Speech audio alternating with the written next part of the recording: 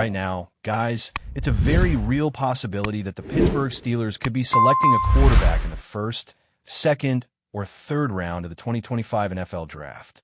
And this is especially true if they're unable to secure a big-name quarterback like Aaron Rodgers or Russell Wilson. So today, I'm diving deep into my full scouting reports of quarterbacks like Shatter Sanders, Jackson Dart, Tyler Shuck, and more. If you haven't already, make sure you hit that subscribe button because, trust me, you won't find better Steelers draft coverage anywhere else on YouTube. We're talking in-depth player analysis, positional rankings for every single top need on this team, and weekly 7-round mock drafts. Yes, you heard that right. Every single week, I'll be breaking down new prospects and projecting them to the Pittsburgh Steelers. So if you're a fan of the Steelers and you want to stay ahead of the game, make sure you're subscribed. Now, let's kick things off by saying this.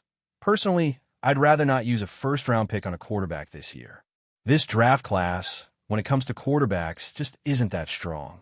Typically, you want to get a high-impact player in the first round, and there are some positions like defensive tackle, running back, or cornerback that could give you a player who can contribute right away in their rookie year.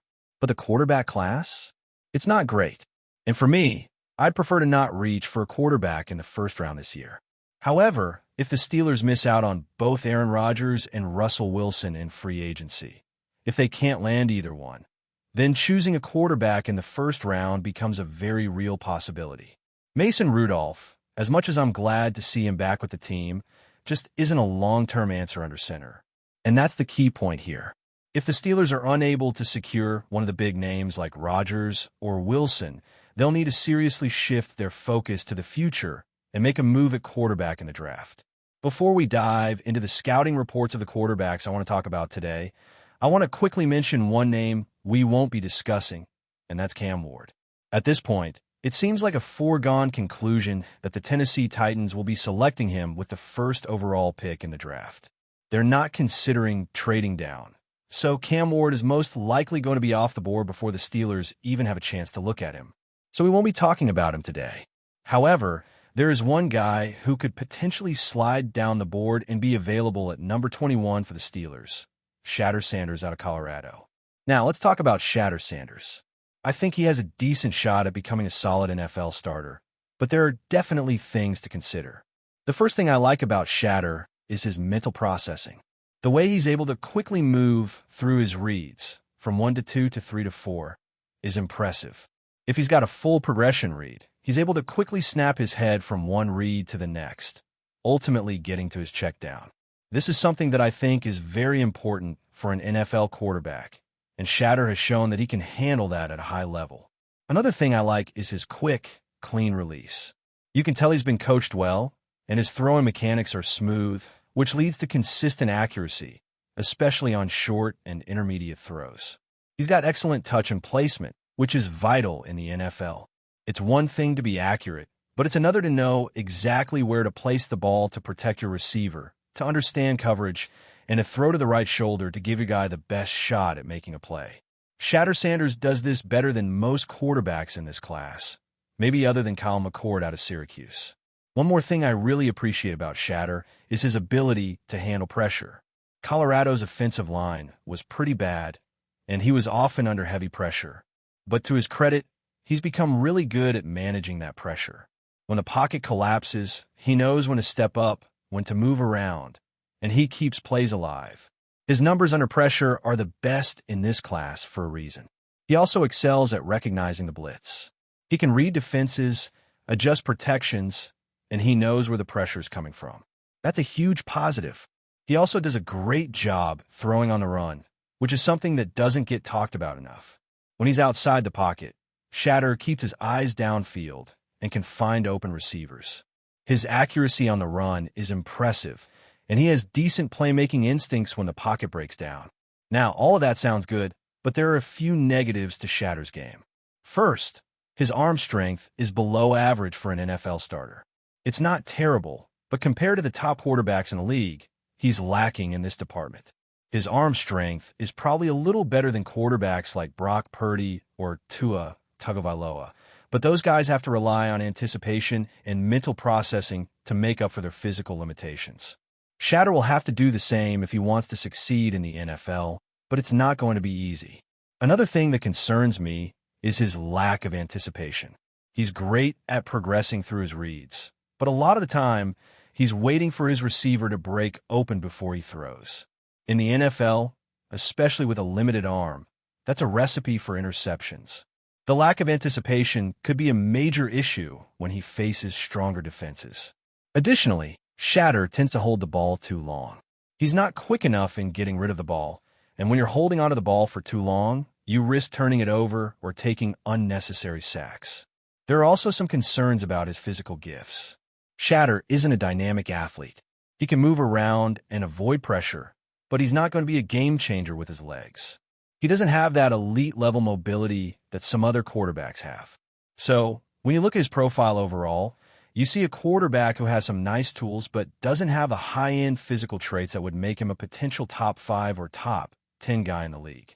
I think his ceiling is somewhere in the top 12 to top 20 range for NFL quarterbacks, which is why I have a late round 1 or early round 2 grade on him. Despite the limitations, Shatter Sanders' floor is relatively high. He's accurate, he's got solid mental processing, and he knows how to handle pressure.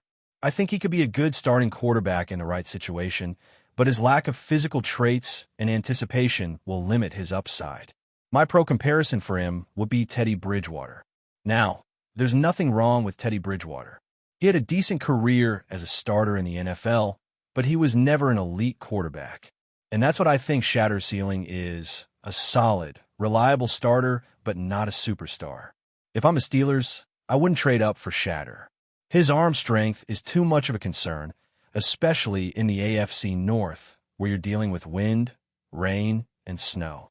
Moving on, let's now turn our attention to Jackson Dart, who has become one of the most heavily discussed quarterbacks when it comes to the Pittsburgh Steelers' potential draft plans.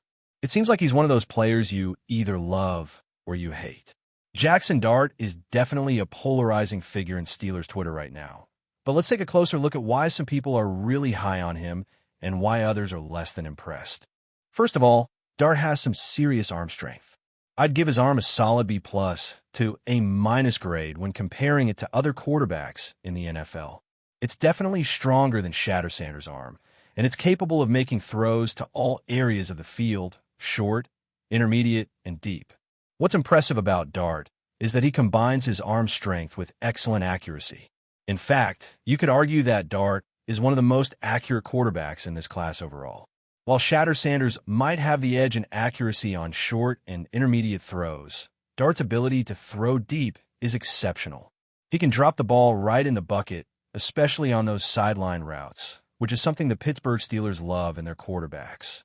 If you've been watching the NFL for a while, think of how Russell Wilson made those types of throws look so effortless. Well, Dart has that ability to arc the ball downfield with great touch, and it's something that really stands out in his game. Dart's deep ball efficiency has been fantastic at Ole Miss over the past few seasons.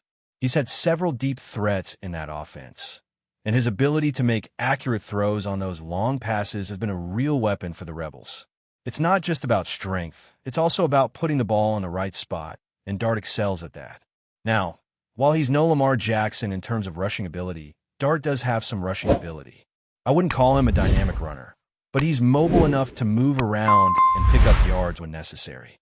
If the pocket starts collapsing, he can make something happen with his legs and extend plays. It's not going to be his primary mode of attack, but it's definitely a plus for him in terms of mobility. One thing that really stands out to me about Dart is that he shows good anticipation on his throws. While it's not perfect, Dart's ability to see open routes and deliver the ball on time is a major strength. In comparison to Shatter Sanders, Dart has better anticipation, especially when it comes to throwing the ball in rhythm with his receivers. He does a good job of throwing spots rather than waiting for his target to break open, which is something that can help reduce turnovers in the NFL. Mental processing is another area where Dart shows promise.